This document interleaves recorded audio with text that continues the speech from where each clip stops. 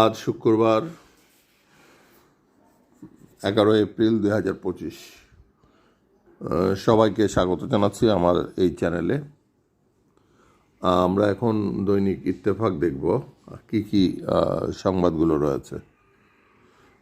প্রথমে দেখছি যে মানুষ বলতেছে আপনারা আরও 5 বছর থাকেন, স্বরাষ্ট্র উপদেষ্টা।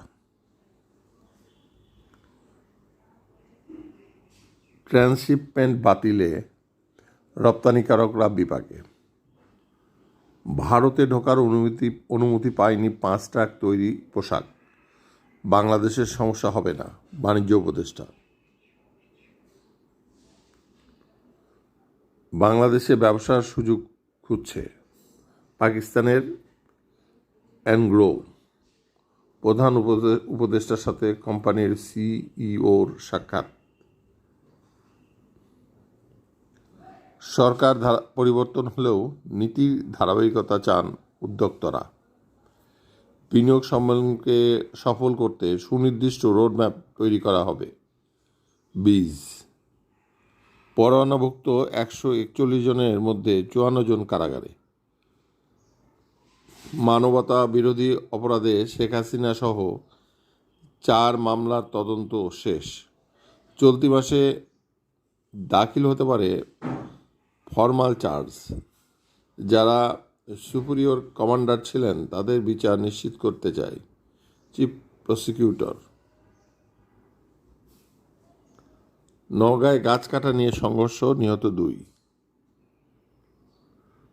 আমরা একটা ছবি দেখছি যে গতকাল দেশব্যাপী এসএসসি পরীক্ষা শুরু হয়েছে, এসএসসি এবং সমমান। সেখানে আমরা দেখতে পাচ্ছি একটি কেন্দ্রে ছাত্রীরা পরীক্ষা অংশগ্রহণ করছেন। গতকাল ঢাকাসহ সারা দেশে শুরু হয়েছে এসএসসি ও সমমানের পরীক্ষা। ছবিটি গতকাল মতিঝিল সরকারি বালক উচ্চ বিদ্যালয় থেকে তোলা। চীনকে রুখতে গোপন অস্ত্র আছে ট্রাম্প। বাণিজ্য যুদ্ধের শেষ দেখতে চাই বেইজিংয়ের পণ্য শুল্ক বেড়ে 145%। মার্কিন পণ্যে এখনই শুল্ক বসাচ্ছে না ইইউ।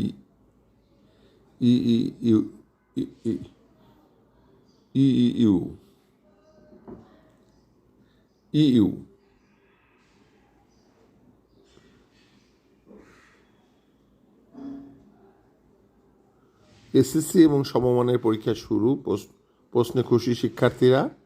প্রথম দিন অনুপস্থিত 27,000।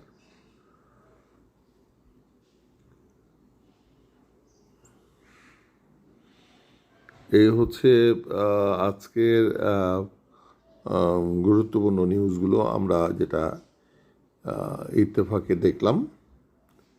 তো সবচেয়ে আমাদের জন্য একটি নেগেটিভ খবর হচ্ছে যে ট্রান্সশিপমেন্ট বাতিলে রপ্তানিকারকরা বিপাকে, অর্থাৎ ভারত।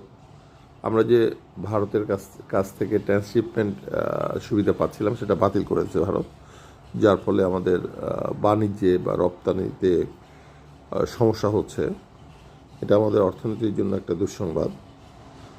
যাই হোক, এটা এখান থেকে কেটে ওঠার জন্য হয়তো বাণিজ্য উপদেষ্টা হয়তো চিন্তা করছেন।